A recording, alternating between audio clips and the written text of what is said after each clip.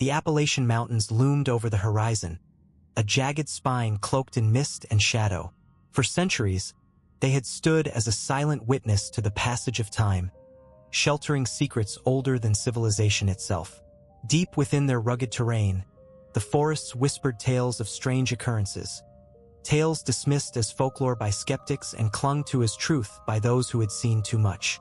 I had come seeking those stories, armed with nothing more than my camera, a notebook, and a naive sense of invincibility. It was late October, the cusp of winter, and the woods were alive with a kaleidoscope of colors. Rust-colored leaves carpeted the forest floor, crunching underfoot as I made my way deeper into the wilderness. The air was crisp, carrying the faint scent of pine and decay. This was exactly what I had been looking for. A place untouched by time, untamed by human hands. "Think you'll find it?" Dave asked, his voice breaking the stillness. My older brother was a skeptic, but he had reluctantly agreed to join me on this ill-fated expedition. A burly man with a no-nonsense demeanor, he had no patience for ghost stories or cryptid sightings. "If by it, you mean proof of the Dogman, then yes," I replied, adjusting the strap of my camera bag. The Dogman, a creature described as a half-man, half-wolf entity, was the stuff of nightmares. Legends of its sightings had circulated in hushed tones, whispered around campfires and passed down through generations.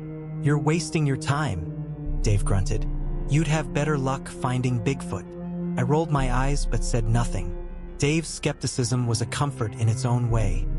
It grounded me, reminded me that not everyone believed in the inexplicable. Still, I couldn't shake the feeling that there was something out there, waiting just beyond the edge of understanding.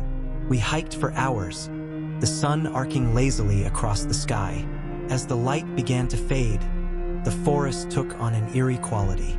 Shadows stretched longer, and the rustling of leaves seemed to grow louder, more deliberate. I couldn't tell if it was my imagination or something else entirely. "We should set up camp," Dave said, breaking the silence. He pointed to a clearing up ahead, a small patch of flat ground surrounded by towering oaks. It wasn't ideal, but it would do. The night fell swiftly, draping the forest in darkness. We built a fire, its flickering flames casting long shadows that danced on the surrounding trees. The warmth was a welcome reprieve from the biting cold, but the fire's light seemed to shrink the world around us, reducing the vast forest to a small circle of safety. "Tell me again why we're here," Dave said, his voice tinged with irritation. He sat cross-legged near the fire, poking at the flames with a stick. "Because stories matter," I replied, taking a sip from my canteen. "And because too many people have seen this thing for it to be a coincidence. If there's even a sliver of truth to the legend, it's worth documenting." Dave snorted. "You sound like one of those ghost-hunting TV hosts. Maybe I should start my own show."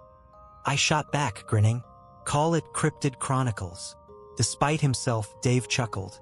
For a moment, the tension eased, and the forest seemed less foreboding. But the feeling didn't last. As the fire burned lower, an unnatural stillness settled over the woods. The usual symphony of crickets and distant owls had fallen silent, replaced by an oppressive quiet that pressed against my ears. "Do you hear that?" I whispered. Dave frowned. "Hear what?" "Exactly. It's too quiet." He looked around, his expression hardening. "Probably just a coyote or something. Don't spook yourself." But I couldn't shake the feeling that we were being watched. The hairs on the back of my neck stood on end, and I fought the urge to scan the darkness beyond the firelight. Instead, I focused on the task at hand, setting up my camera to record a time-lapse of the night sky. If nothing else, I could leave with some beautiful footage of the stars. Hours passed, and the fire dwindled to embers. Dave had retreated to his tent, leaving me alone with my thoughts. I stared into the flames, hypnotized by their dying glow, when a sound shattered the silence. A low, guttural growl that seemed to vibrate through the very earth. I froze, my breath catching in my throat. The sound came again, louder this time, accompanied by the unmistakable crunch of leaves underfoot.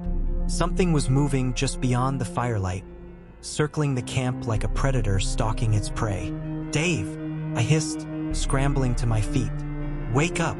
he groaned from inside his tent. "What now?" "Something's out there." The tent zipper rasped as he stepped out, his face a mix of annoyance and concern. "What did you?" Another growl cut him off. "Closer now."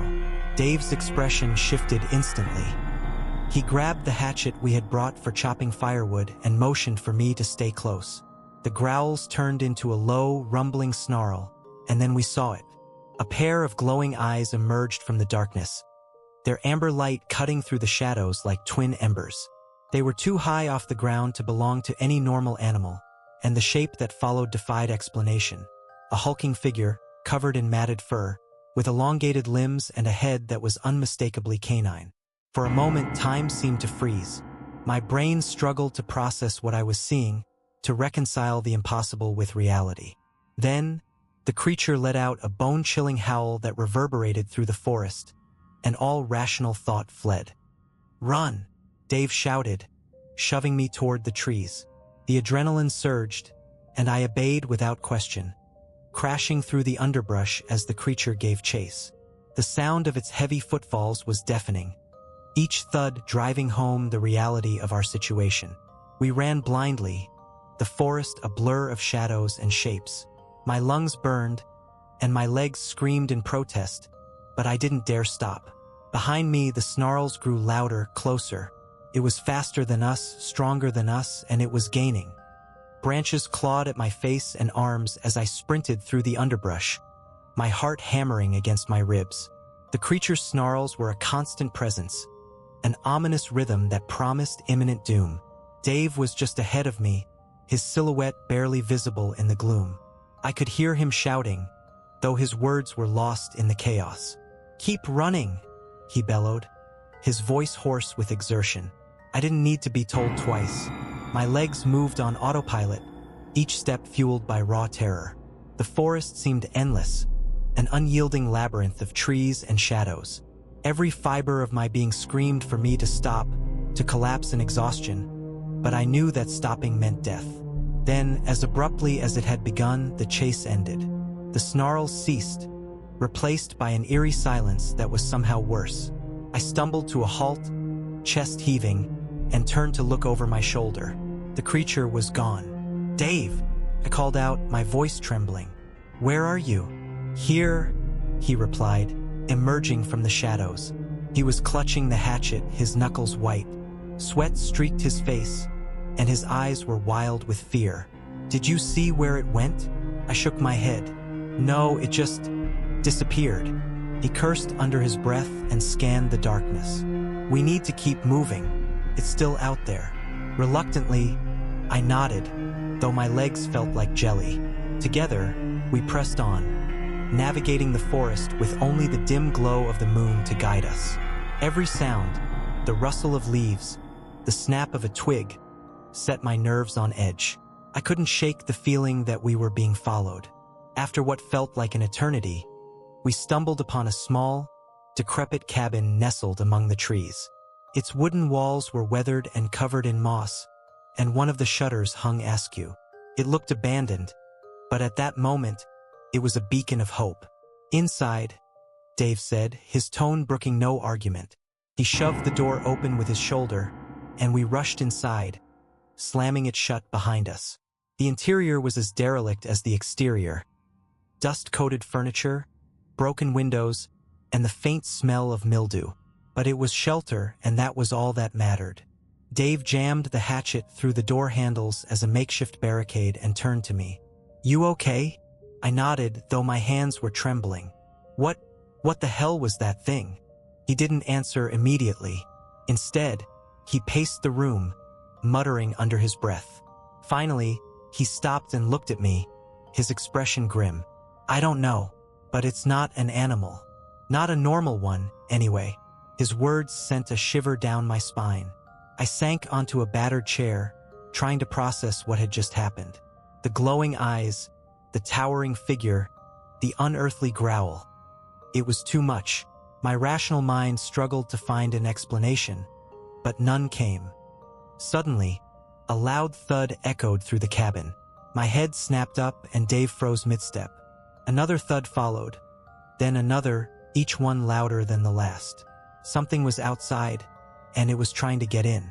"Stay quiet," Dave whispered, gripping the hatchet.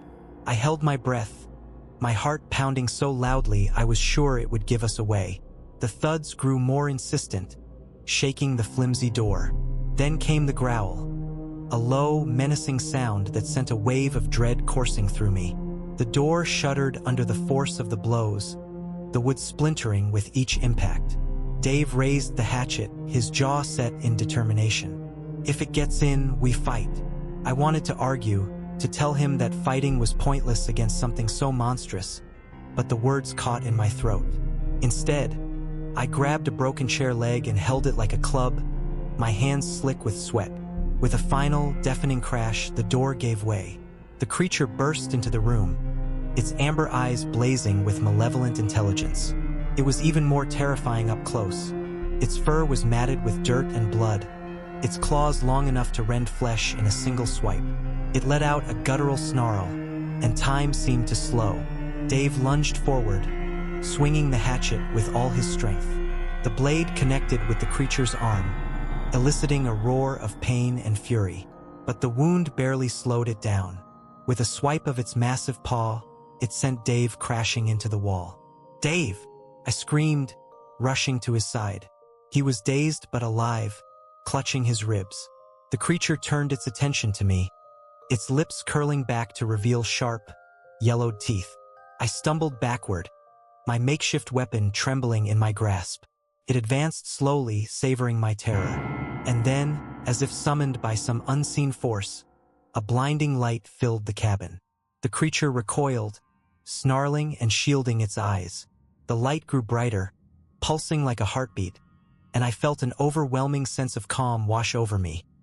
A stark contrast to the chaos moments before. The creature let out one final, ear-splitting howl before retreating into the darkness. The light faded, leaving the cabin in eerie silence once more. What just happened?" Dave croaked, his voice barely audible. I didn't have an answer. All I knew was that something far beyond our understanding, had intervened. The cabin felt heavier with silence, as if the air itself had thickened. I crouched beside Dave, my heart still racing, as he propped himself against the wall and tested his ribs with a grimace. His face was pale, his breath shallow. "You're hurt," I said, my voice barely above a whisper. "I'll live," he muttered, wincing. "What the hell was that light?" I shook my head, at a loss for words. The brilliant radiance that had driven the creature away was unlike anything I had ever seen. It wasn't natural, and yet it hadn't felt malevolent. If anything, it had felt protective, almost intentional. "We can't stay here," Dave said, pulling himself to his feet with a groan.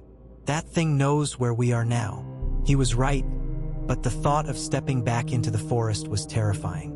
My legs still felt like jelly, and my mind reeled with unanswered questions. What was the Dogman? Why had it attacked us? And what had caused the light that saved us? Reluctantly, I helped Dave to the door, or what was left of it. The wooden planks hung limply from the hinges, splintered and warped. Beyond the threshold, the forest stretched endlessly, dark and foreboding. "Stick close to me," Dave said, his tone firm despite the pain etched on his face. "We'll head downhill. There's got to be a road or a river we can follow." With no better plan, I nodded and followed him into the night. The forest was alive with shadows, every flicker of movement sending my heart racing. I clutched the chair leg tightly, though I doubted it would do much good if the creature returned. We walked in tense silence, the crunch of leaves underfoot the only sound. My thoughts churned, replaying the encounter in vivid detail. The creature's eyes, its claws, the way it moved. It was as if the legends had sprung to life. But there was something else, something about the way it had recoiled from the light that nagged at the edge of my mind. "What do you think it wanted?" I asked hesitantly. Dave glanced at me, his expression unreadable. "It wasn't just hungry, if that's what you're asking. That thing, it was smart. It was hunting us." The weight of his words settled heavily on my chest. I had wanted proof of the Dogman's existence, but now that I had it, I wished I could forget. The reality was far more horrifying than any story. As we trudged onward, the forest began to change. The trees grew thicker, their gnarled branches forming an almost impenetrable canopy. The air felt colder, and an unsettling stillness pervaded the area. Even the wind seemed hesitant to disturb this part of the woods. "Do you feel that?" I whispered, breaking the silence. Dave nodded grimly. "Yeah, like we're not supposed to be here." Suddenly, a faint sound reached my ears, a distant, rhythmic tapping. It was soft at first, almost imperceptible, but it grew louder as we continued. The sound was unnatural, like claws tapping against stone. "Do you hear that?" I asked, my voice barely audible. "Yeah," Dave replied, tightening his grip on the hatchet. "Stay sharp." We followed the sound cautiously, our movements slow and deliberate. The tapping led us to a clearing, and what we saw there stopped us in our tracks. In the center of the clearing stood a stone structure, weathered and ancient. It was circular, with carvings that glowed faintly in the moonlight. The symbols were unlike anything I had ever seen, intricate patterns that seemed to shift and writhe as I looked at them. The tapping sound was coming from within the structure, echoing eerily. "What the hell is that?" I whispered. Dave didn't answer. He was staring at the structure with a mix of awe and dread, his jaw tight. Slowly, he approached, motioning for me to stay back. "Be careful," I urged, though my own feet seemed rooted to the spot. As he drew closer, the tapping stopped abruptly, replaced by a heavy silence. Then, without warning, the faint glow of the carvings intensified, bathing the clearing in an otherworldly light. Dave froze, his hand tightening on the hatchet. "Something's happening," he said, his voice low. Before I could respond, the light coalesced into a single point, hovering above the structure like a pulsating orb. It cast long shadows across the clearing, and I felt that same sense of calm wash over me. A stark contrast to the terror that gripped me moments earlier. And then I saw it. A figure emerged from the light, its form indistinct and shimmering. It wasn't the dogman, though it was just as unnatural. The figure seemed humanoid, yet it was translucent, its edges blurred like a reflection in rippling water. It raised a hand, or what resembled a hand, and pointed toward us. "Do you see that?" I asked, my voice trembling. Dave nodded slowly, his eyes wide. "Yeah, I see it." The figure's gesture wasn't threatening. If anything, it seemed almost pleading. It pointed toward the structure, then toward the forest, as if trying to convey a message. But its meaning was lost on us. "What does it want?" I whispered. "I don't know," Dave replied, his voice tight with unease. "But I don't think we should stick around to find out." Before we could move, the light dimmed, and the figure dissolved into the air like smoke. The clearing was plunged back into darkness, and the oppressive silence returned. Dave grabbed my arm. "We need to go. Now." Without another word, we turned and fled into the forest, leaving the mysterious structure, and whatever it represented, behind. The forest closed around us like a living thing, each step further from the clearing drawing us into its suffocating embrace. My thoughts raced, struggling to piece together the events we had just witnessed. The glowing structure, the ethereal figure, the dogman. It was as if we had stepped into a waking nightmare where the rules of reality no longer applied. Dave's grip on my arm was firm, guiding me through the underbrush. His face was set in grim determination, but I could see the fear lurking in his eyes. He was just as shaken as I was, though he tried to hide it. "Where are we even going?" I asked, my voice shaky. "Downhill," he replied curtly. "If we keep heading down, we'll hit a stream or a road eventually. We just need to keep moving." The tapping sound from the clearing echoed in my mind, an eerie metronome I couldn't shake. I wanted to ask Dave what he thought it meant, but the words felt heavy in my throat. Talking about it seemed to give it power, to make it more real. The night dragged on, each minute stretching into an eternity. The cold seeped into my bones, and my legs burned from the relentless pace. Yet, every time I considered asking Dave to stop, I thought of the creature. The way its glowing eyes had pierced the darkness, the sheer malice in its snarl. Resting wasn't an option. Then, just as exhaustion threatened to overtake me, we heard it. The distant babble of water. Relief surged through me, and I quickened my pace, the sound growing louder with each step. Soon, we emerged onto the banks of a narrow stream, its surface shimmering under the moonlight. "Water," Dave said, his voice tinged with relief. "That's a good sign.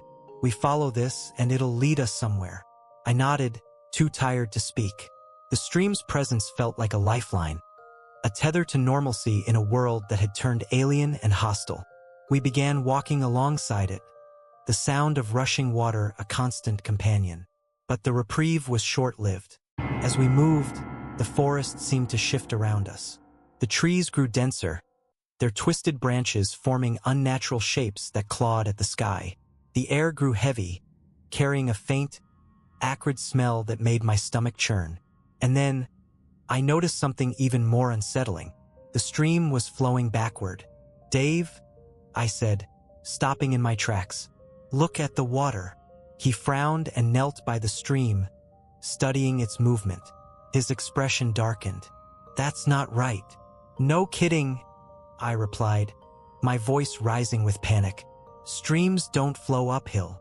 He stood, scanning the surrounding forest. "This place isn't natural. We need to get out of here." As if in response to his words, a low growl rumbled through the trees. My blood turned to ice. The sound was faint but unmistakable, the same guttural snarl we had heard earlier. "It's back," I whispered. Dave tightened his grip on the hatchet, his eyes darting between the shadows. "Stay close to me. Don't run unless I tell you to." We moved slowly, every sense on high alert. The forest seemed alive with movement, shapes flickering at the edges of my vision. My pulse thundered in my ears, and I fought to keep my breathing steady. Then it appeared. The dogman stepped out of the shadows, its massive form illuminated by the pale moonlight. It was even larger than I remembered, its fur bristling and its eyes glowing with a predatory hunger. It stood upright, its posture unnervingly human, and let out a low, rumbling snarl. Dave stepped in front of me, raising the hatchet. "Get ready to run," he muttered. But before either of us could move, the creature did something unexpected. It didn't charge or growl. It tilted its head, as if studying us. Its eyes locked onto mine, and for a brief moment, I felt a strange connection, like it was trying to communicate. "What's it doing?" I whispered. "I don't know," Dave replied, his voice tight, "but I don't trust it." The creature took a step forward, and Dave swung the hatchet in a wide arc. The blade missed by inches, embedding itself in a tree. The dogman didn't flinch. Instead, it let out a deep, resonant howl that sent shivers down my spine. The howl was answered. From the shadows, more figures emerged, 3, maybe 4, their eyes glowing like embers. They moved with the same unnerving grace, circling us like wolves cornering prey. My breath caught in my throat as the realization sank in. We were surrounded. "Run!" Dave shouted, grabbing my arm and yanking me toward the stream.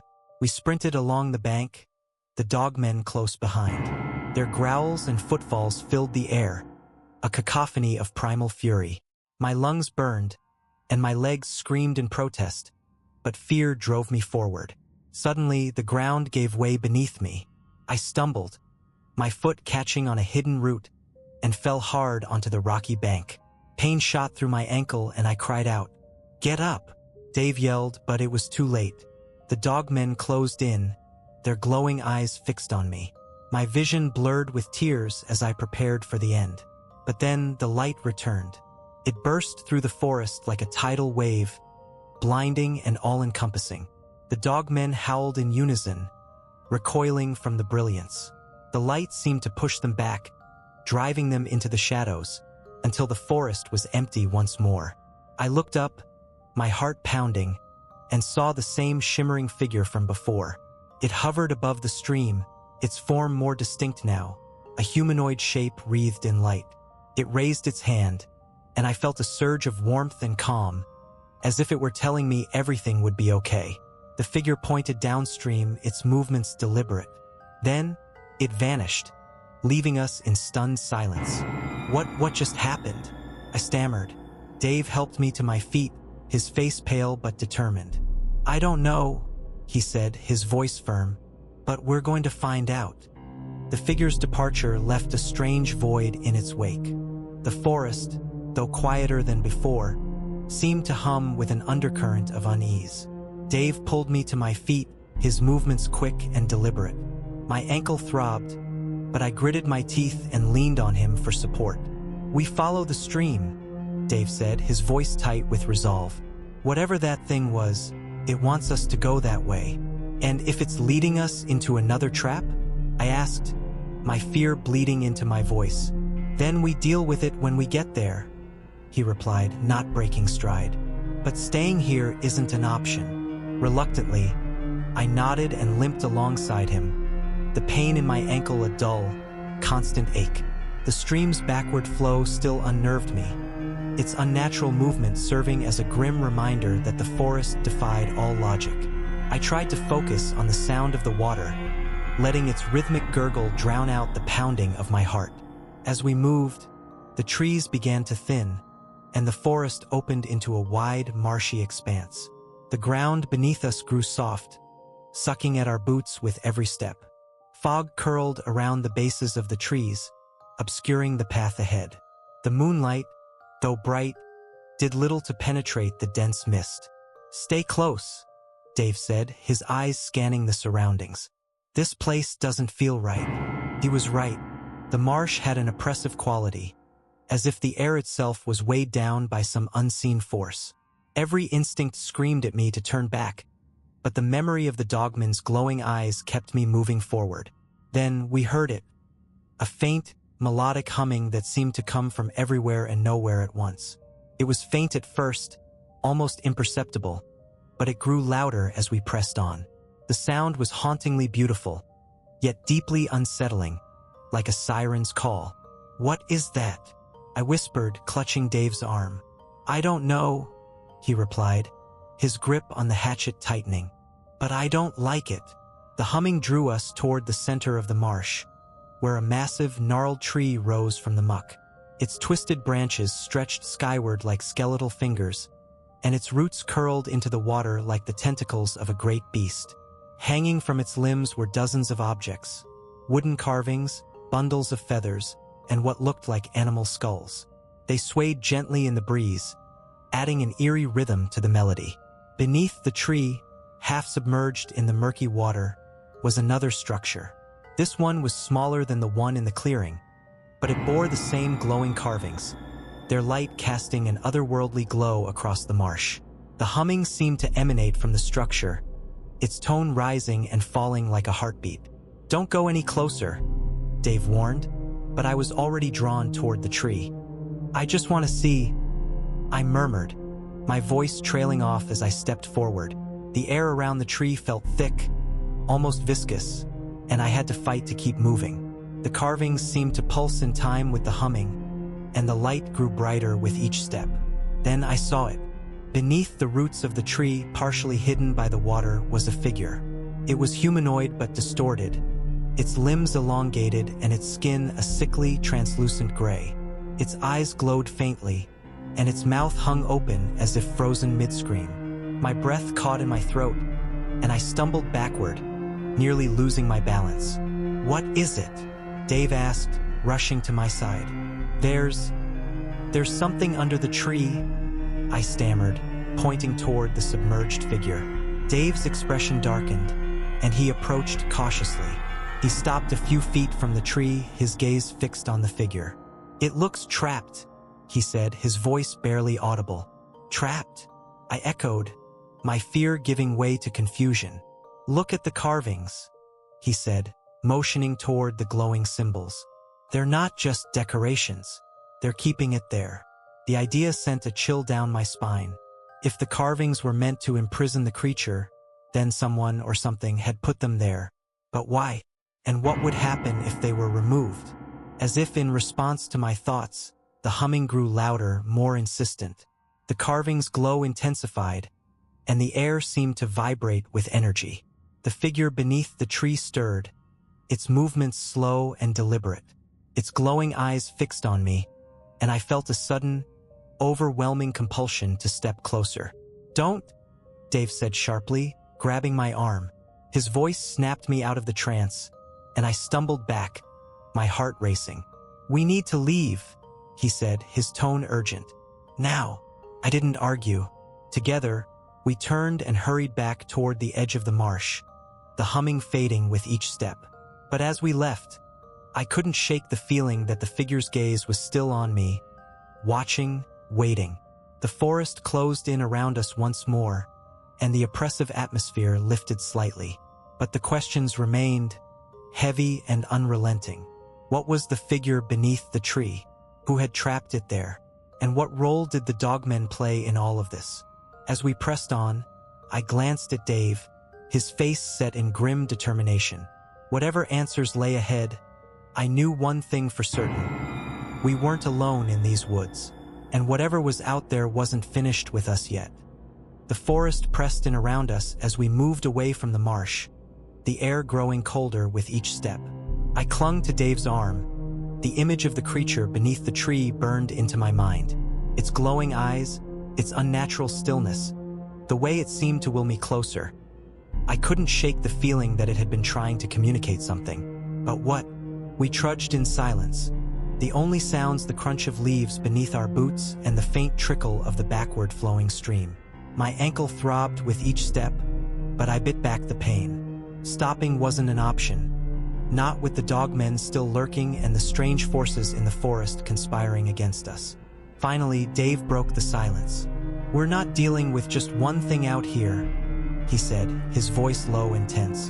"The dogmen, the light, that thing under the tree. It's all connected somehow.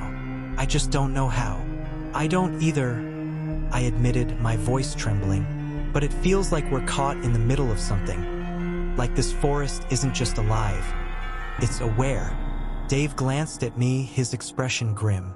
"Let's hope it doesn't care about us too much."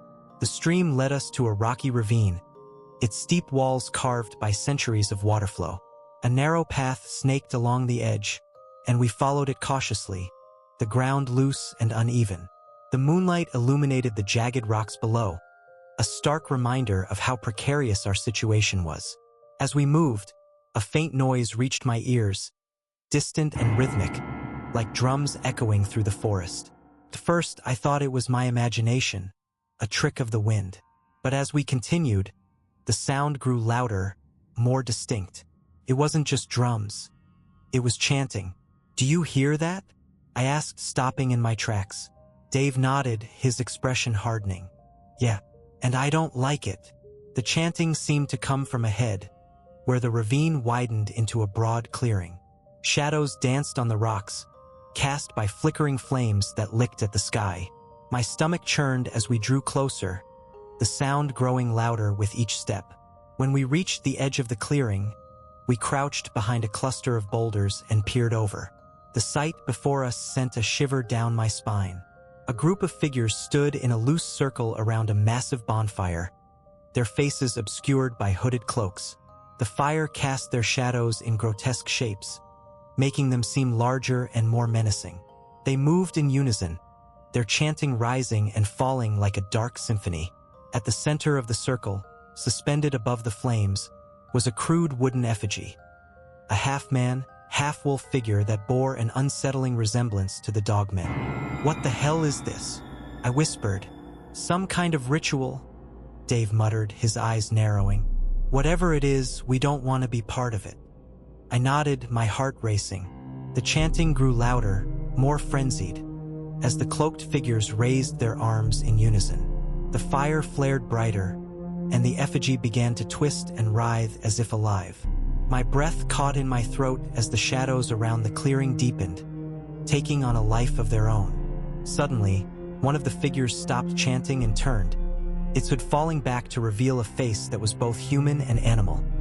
A grotesque blend of features that defied explanation. Its glowing eyes scanned the darkness, and I ducked behind the boulder, my pulse pounding in my ears.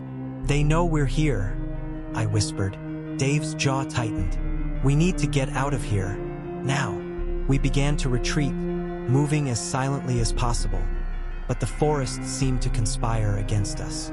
Twigs snapped underfoot, and the shadows seemed to shift and ripple with every step. The chanting behind us grew louder, more chaotic, as if the ritual had reached its climax. And then the howls began. They echoed through the forest, low and guttural, filled with an unholy rage. I glanced over my shoulder and saw the dogmen emerging from the shadows.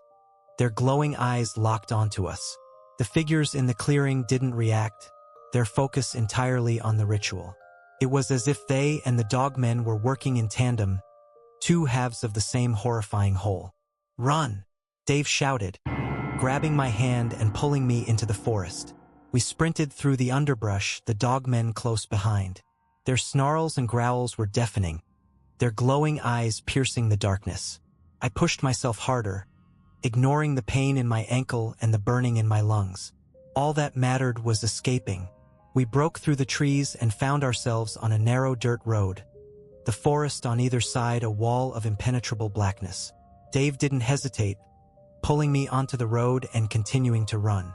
The dogmen followed, their footfalls pounding like thunder. Just when it seemed they would overtake us, the light returned.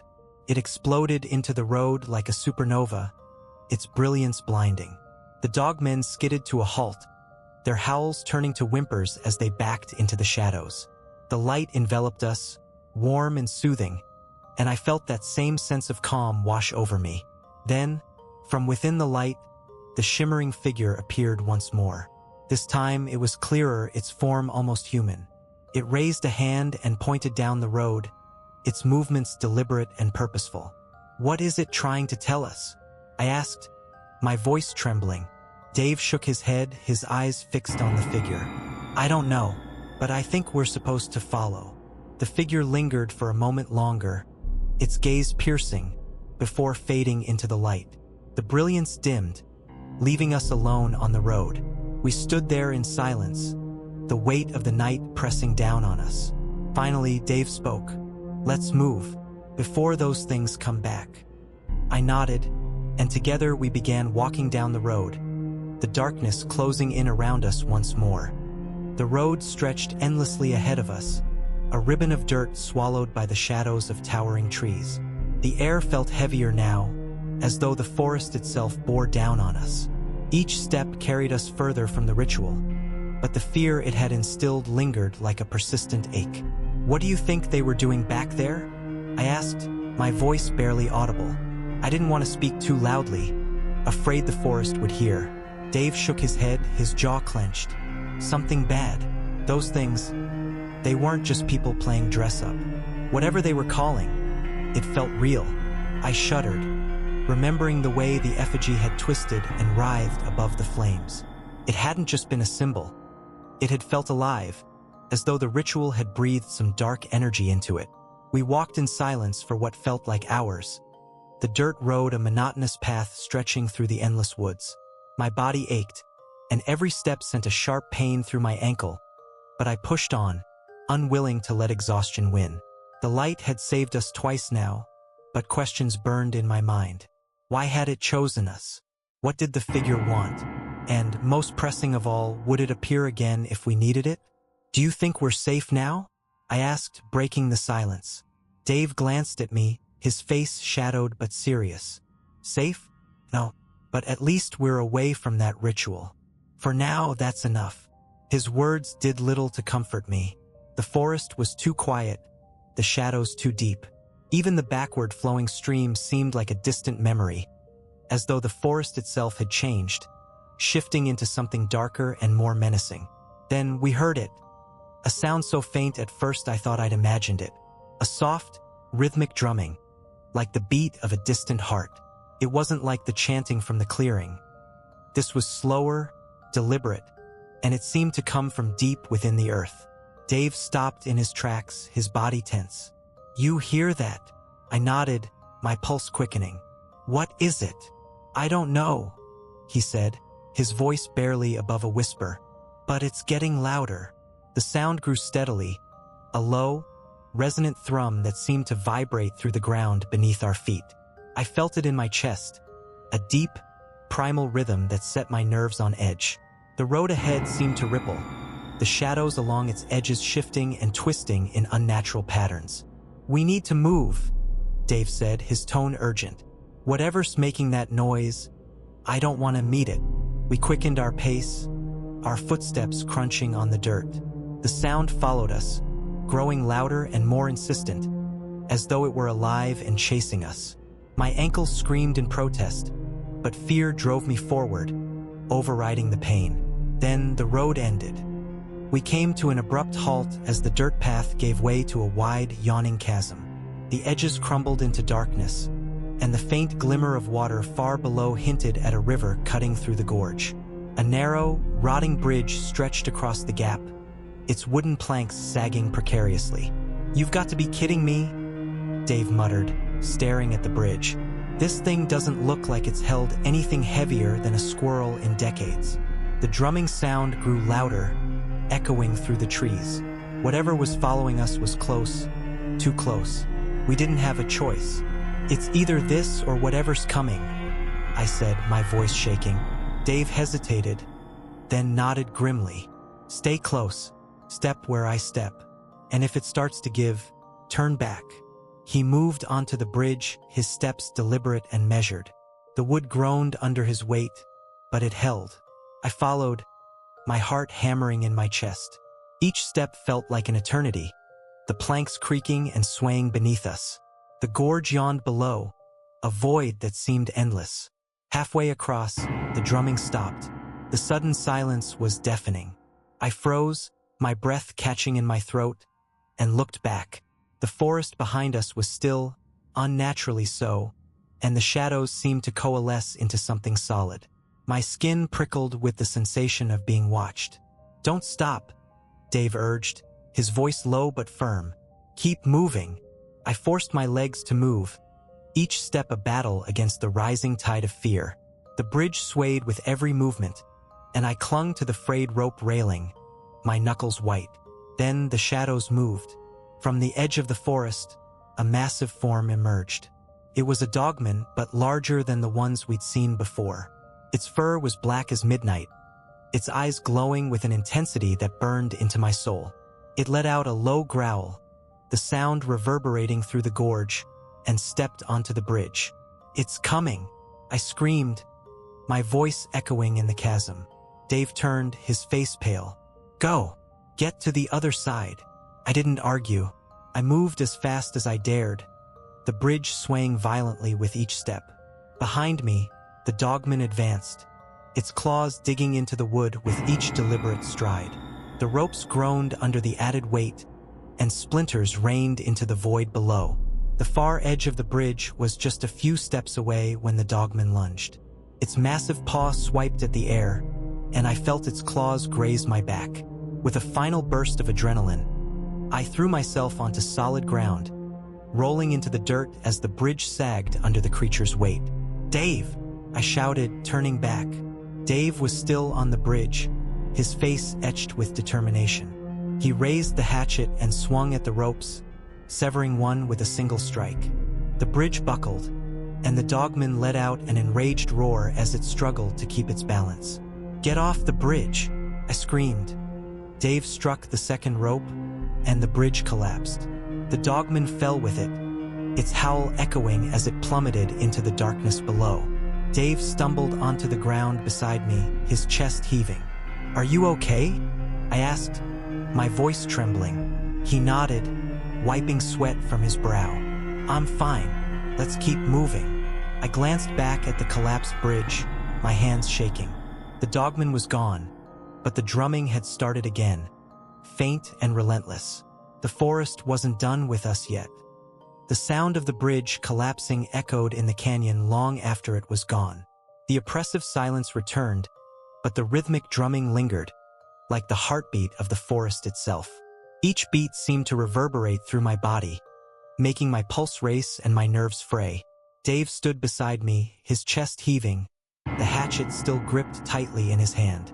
For a long moment, neither of us spoke. The enormity of what had just happened, what we had just survived, settled over us like a suffocating weight. "We're not safe here," Dave finally said, his voice low and steady. "Whatever that thing was, it wasn't the only one. We need to keep moving." I nodded, my legs trembling beneath me. The adrenaline that had carried me across the bridge was fading, leaving exhaustion and pain in its wake. My ankle throbbed with every step, but I forced myself to push through it. Stopping wasn't an option. Not here. Not now. The road ahead was narrow and uneven, overgrown with weeds and flanked by ancient trees whose twisted branches formed a canopy overhead. The moonlight barely penetrated the dense foliage, casting long, sinister shadows across the path. Every rustle of leaves, every creak of wood, set my nerves on edge. "Where do you think this road leads?" I asked, my voice barely above a whisper. Dave didn't answer right away. He scanned the darkness ahead, his expression grim. "Hopefully somewhere far away from here." We pressed on, the drumming growing fainter but never fully disappearing. It seemed to follow us, a constant reminder of the forest's unnatural presence. The air grew colder, and the scent of damp earth and decaying leaves filled my nostrils. I pulled my jacket tighter around me, though it did little to ward off the chill. After what felt like hours, we came upon a fork in the road. One path veered sharply to the left, disappearing into dense underbrush. The other continued straight ahead, its dirt surface marred by deep grooves, as if something heavy had been dragged along it. Dave hesitated, his eyes darting between the two paths. "Which way?" he asked, his voice tinged with uncertainty. I looked down each path, my instincts warring with my logic. The left path was narrow and overgrown, but it felt safer, more natural. The straight path, with its unnatural grooves and ominous aura, filled me with a sense of dread. "Left," I said finally. "We should take the left path."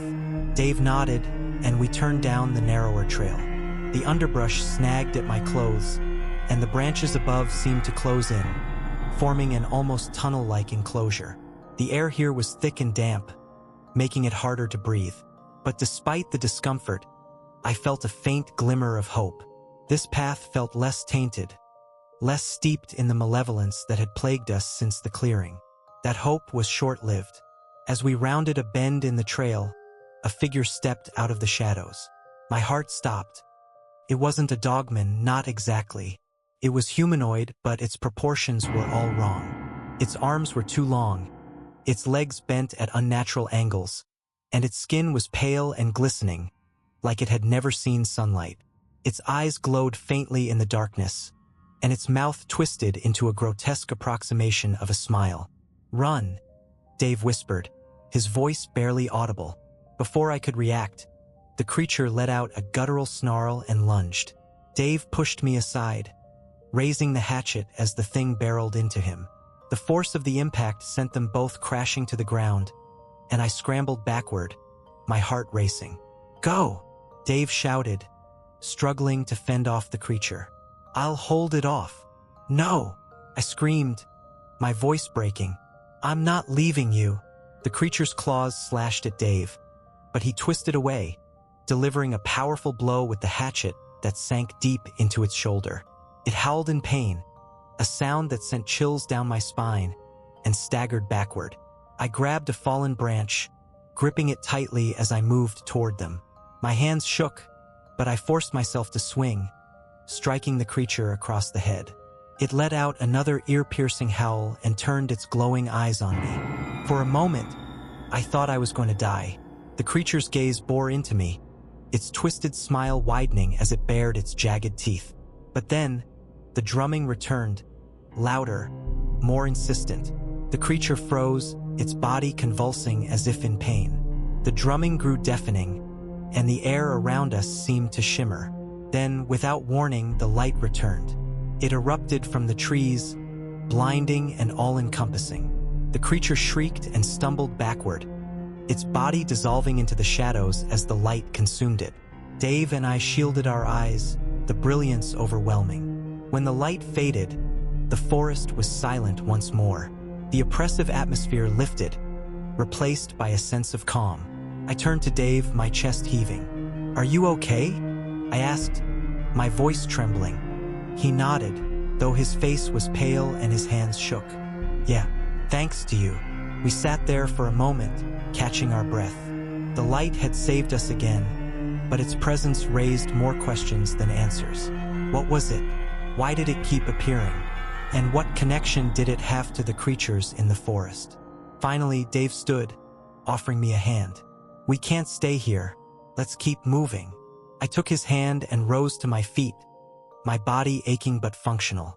Together, we resumed our journey, the path ahead still shrouded in darkness. But for the first time, I felt a flicker of hope. Whatever the light was, it wanted us to survive, and I was determined to find out why. The trail narrowed further as we pressed on, the oppressive darkness of the forest giving way to a faint glimmer of dawn. The air felt lighter now, though the weight of what we had endured hung over us like a storm cloud. My body ached with every step, and my ankle throbbed relentlessly, but the promise of daylight spurred me forward. Dave walked ahead of me, his hatchet still gripped tightly in his hand. He hadn't spoken since the encounter with the humanoid creature, his face etched with grim determination. I knew he was trying to process what had happened, just as I was, but there were no easy answers. "What do you think the light is?" I finally asked, breaking the silence. Dave slowed, glancing over his shoulder. "I don't know, but whatever it is, it's been saving our asses." "Do you think it's on our side?" I pressed. He shrugged, his expression unreadable. "I hope so, but I wouldn't count on it. Whatever's happening here, it's bigger than us. We're just caught in the middle." I didn't want to believe that, but deep down I knew he was right. The forest felt alive in a way that defied explanation, as though it was playing out some ancient drama and we had stumbled into the thick of it. The path began to climb, winding up a steep incline littered with roots and loose stones. My ankle protested with every step, but I gritted my teeth and pushed through the pain. The trees thinned as we ascended, and by the time we reached the top, the first rays of sunlight were breaking over the horizon. The sight stopped me in my tracks. Below us lay a vast valley, shrouded in mist and framed by the towering peaks of the Appalachian Mountains. The sunlight painted the landscape in hues of gold and crimson, casting long shadows across the rolling hills. It was breathtaking, a stark contrast to the horrors we had faced in the forest. For a moment, I felt a flicker of hope. Maybe we were finally nearing the end of this nightmare. Dave pointed to a narrow trail that snaked down into the valley. "That looks like our way out." I nodded, relief washing over me. "Let's go." We started down the trail, the descent much easier on my injured ankle. The forest here was quieter, less oppressive, and the sunlight filtered through the trees in soft, dappled patterns. For the first time in hours, I allowed myself to relax, if only slightly. But the reprieve was short-lived. As we descended further into the valley, the air grew colder, and the familiar sense of unease crept back in. The forest seemed darker here, the trees older and more twisted. The drumming sound returned, faint at first but growing louder with every step. Dave tensed, his grip on the hatchet tightening. "It's not over." I didn't need him to explain. The forest had changed again, its malevolence palpable. The path led us to a small clearing, where a massive stone structure loomed in the center. It was unlike the others we had seen. This one was larger, more imposing, and its carvings glowed with a pulsating light that seemed to thrum in time with the drumming. "What is that?" I asked, my voice barely above a whisper. "I don't know," Dave replied, his eyes scanning the clearing. "But it feels important." We approached cautiously, the sense of dread growing with each step. The carvings on the stone were more intricate here, their patterns almost hypnotic. They seemed to shift and writhe as I looked at them, forming symbols that felt both alien and familiar. The drumming grew louder, more insistent, and I realized it was coming from the structure itself. The air around it shimmered, distorting the light like heat rising from asphalt. My skin prickled with the sensation of being watched. Then, the light returned. It burst from the structure, blinding and brilliant, and the drumming stopped abruptly. The shimmering figure appeared again, its form more distinct than before. It was humanoid, but its features were obscured, as though it existed in a realm just beyond our perception. The figure raised a hand, and I felt a wave of calm wash over me, pointed to the stone structure, then to us, as if trying to convey something urgent. "What does it want?" I whispered, my voice trembling. Dave shook his head. "I don't know, but I think it wants us to go inside." The thought sent a chill down my spine. The structure radiated an almost palpable energy, and the idea of stepping into it filled me with dread. But the figure's presence was comforting, reassuring in a way I couldn't explain. Before I could voice my hesitation, the light began to fade, and the figure disappeared. The drumming resumed, louder than ever, and the ground beneath us vibrated with its intensity. "We don't have a choice," Dave said, his tone firm. "Whatever this is, it's the only way to end it." I nodded reluctantly, my heart pounding as we approached the structure. The entrance was a narrow archway carved into the stone, its edges glowing faintly. As we stepped inside, the drumming stopped, replaced by a deafening silence. The interior was vast and cavernous, the walls covered in the same glowing carvings. The air was thick and heavy, and the faint hum of energy filled the space. In the center of the chamber stood a pedestal, and atop it was a small, intricately carved object, a stone disc etched with the same shifting symbols. Dave approached the pedestal cautiously, his steps echoing in the chamber. "This has to be it," he said, his voice barely audible. "The source of everything." As he reached for the disc, the carvings on the walls flared to life, their light blinding. A low, guttural growl echoed through the chamber, and I spun around to see the shadows coalescing into a massive form. The Dogman. But this one was different. It was larger, more menacing, its eyes blazing with an unnatural fire. It let out a deafening roar, and the chamber trembled. "Take it!"